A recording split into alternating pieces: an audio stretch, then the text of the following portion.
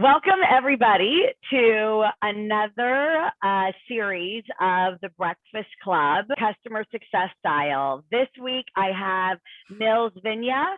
He is somebody who I highly respect in this field. And Nils, why don't you introduce yourself to everybody? Yeah, thanks so much, Dana. Wonderful to be with you here on the Breakfast Club CS Style.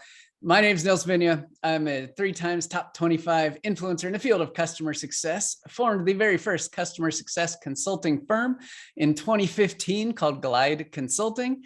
And in the last year and a half, have built an entire leadership part of my business to support my second greatest passion outside of customer success, which is leadership. And I run what's called the B2B Leaders Academy that features monthly leadership training and live coaching, along with the B2B Leadership Podcast, where I get to have incredible interviews with amazing leaders to find out how they got to where they are and pull the covers back on leadership development, one conversation at a time. Yeah. And I do want to address the elephant in the room that many people may have. Dana, why are you having another coach on your podcast? And to me, and I know for Nils too, and all consultants out there, first of all, there's so much business to be had. But regardless of that, I am of the belief that the more you build others up, the more you build yourself up. So always acknowledging the contributions that others have made to your life and giving them a platform, I think, is so important. And you've contributed to my life and my growth. So I really, really wanted to make sure that everybody knew that, what the strategy was behind that. It was just like goodwill, love Nils, and his coaching is really just top notch. So I'm really, really excited to have you on the program. Thank you. Yeah, that's the heart of what the CS community is all about too, right? And one of the things I love the most is that we all know each other, everybody in the top 25, top 100, every other consultant. I mean, we all know each other personally. We've been around doing this for a long time. There's only a relatively small number of people who do this kind of work. And so it serves us to always know how to leverage each other's strengths, because we all have different focuses, different intentions, different goals. And if there's opportunity for me to bring somebody else in, I'll do that. If there's opportunity for somebody else to bring me in, I'll do that. And that's everybody wins. Yeah, agreed. And then we were talking about our coffee cups earlier. So I have this from back in the day. I have this photo of this white party from back in my 20s when I played beach volleyball. I was in sick shape at one point in my life. I had a ton of friends because I was socializing all the time. So it makes me feel all warm and fuzzy. And I've got hot chocolate for my breakfast beverage. What about you, Nils? Love it. Well, I'm rocking this beautifully orange coffee mug. And 1, I like the color. 2, it goes with my shirt. And 3, it's from a place that my wife and I went to on a brief no kids retreat a couple of years ago. It was an isolated place out in the wilderness, kind of set in a forest. And we had no agenda for like 2.5 days. It was absolutely wonderful. Got a massage, got to spend a little time just taking it very slow. And I always think of that when I have my orange cup here, and it's filled with my favorite beverage, which is water. I actually don't drink coffee, don't really drink hot chocolate, don't drink anything. And I live in Phoenix, Arizona. So it's a good thing I like water because it's always hot and dry. Yeah, agreed. Okay, let's get into it. This is the meat of it, everybody. So Nils, his superpower is coaching. And so we're going to get into why that is his superpower, and specifically speaking to customer success leaders who manage teams and how you can actually enact some of his coaching with your own team. So before we get into the details, give everybody kind of a time you actually exhibited this superpower and kind of what the catalyst where you had to actually exhibit this superpower, exercise that superpower. Yeah, there was a situation many years ago when I was a director of customer success. I had a worldwide team that reported to me. It was probably about 11 or 12 people.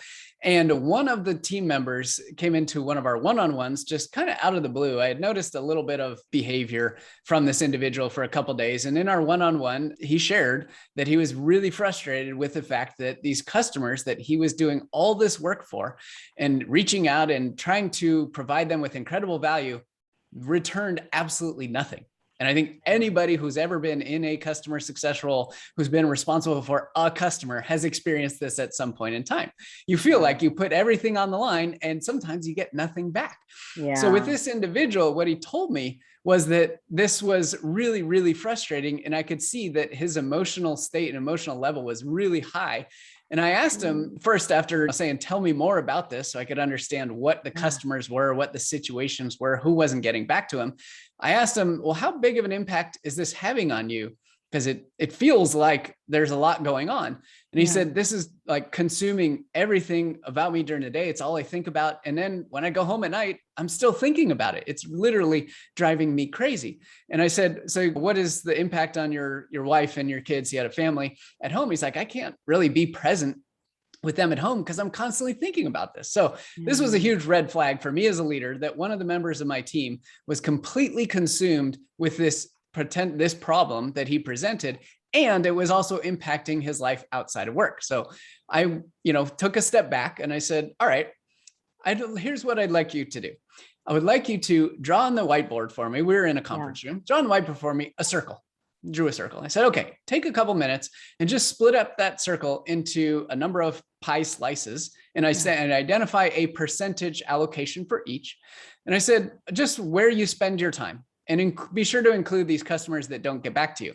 So he took a couple minutes. He wrote down on the board all the pieces of the puzzle, and he said, okay, I'm done. And he took a step back, and I asked him, all right, what do you see looking at your circle? And he immediately, like the look on his face changed instantly when he looked at that and now saw his problem from a completely different perspective. What he saw was that there was a tiny little slice that was less than 5% that he allocated to these customers who were not getting back to him. And what he realized in that moment was that less than 5% of his time was being spent on those customers, yet that was consuming 100% of his brain space.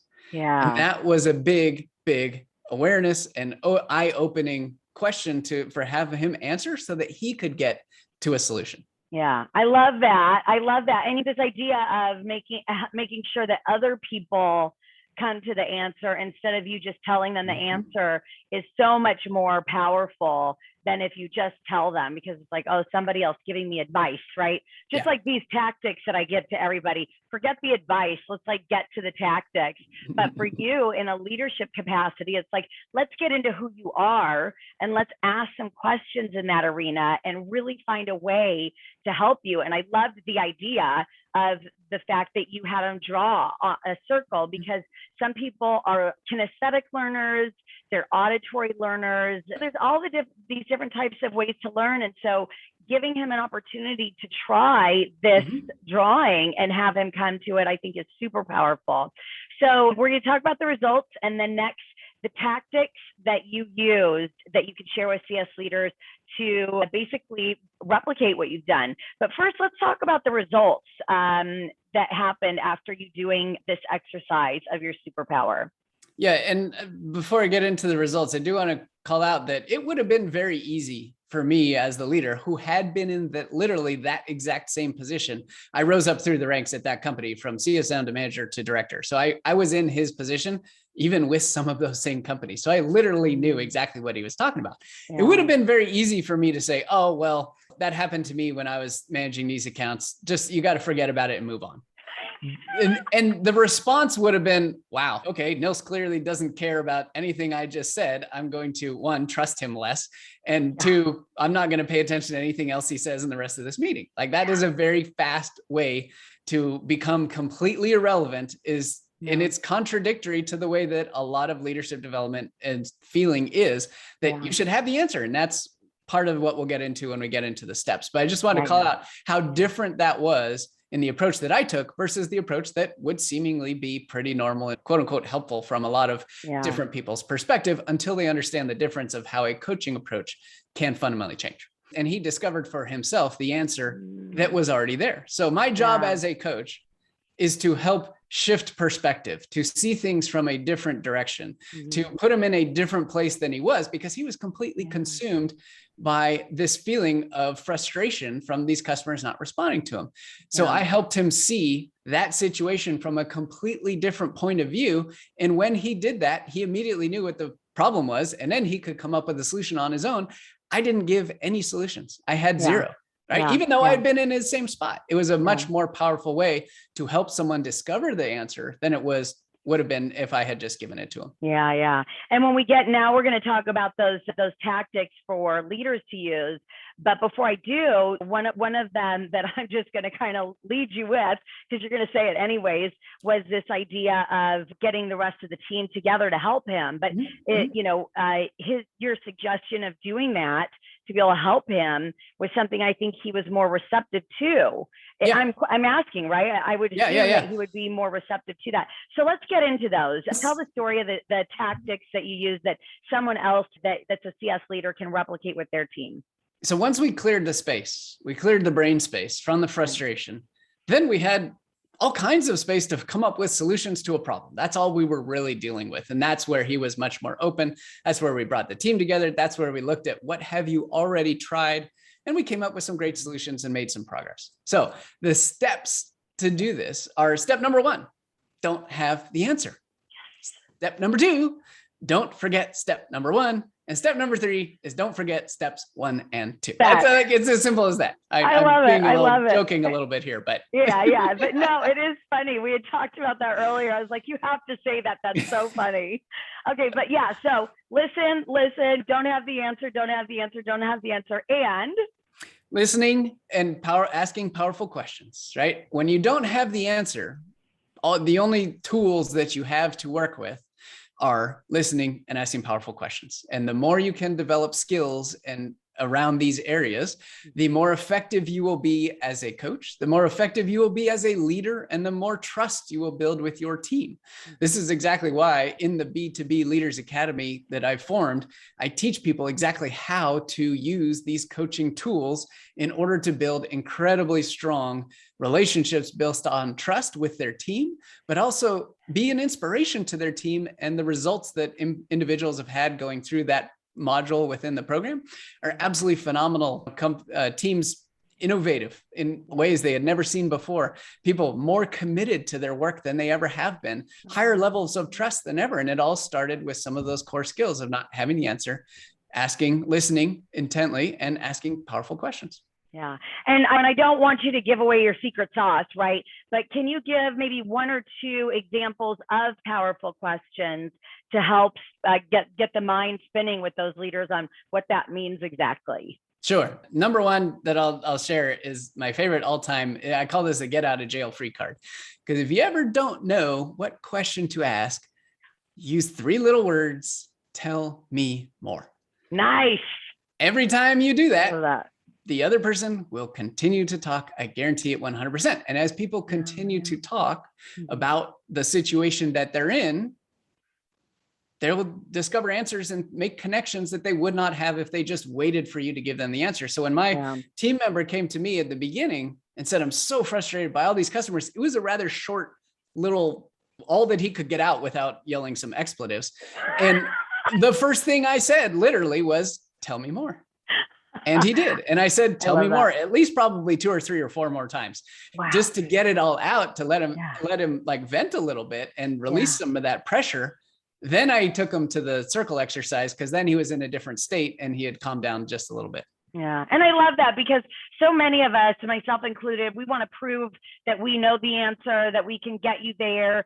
But it takes a bit of human first understanding of people and not making it about yourself to be able to do that. And that's really, really powerful. I love that. Okay. So Nils, I just want to thank you so much for, being on the CS Breakfast Club. And a couple of things I want to mention is I love his customer strategy podcast. And then also he has a new podcast. It's the B2B Leadership podcast. So any of those leaders out there that want to listen to that, you should do so. It's on Apple, Google, it's all over the place. He's got several different podcasts. If you want to download the part 2 of my ebook on how to land and succeed in the customer success profession, part 2 is a little bit of a collaboration, really, of me and Nils.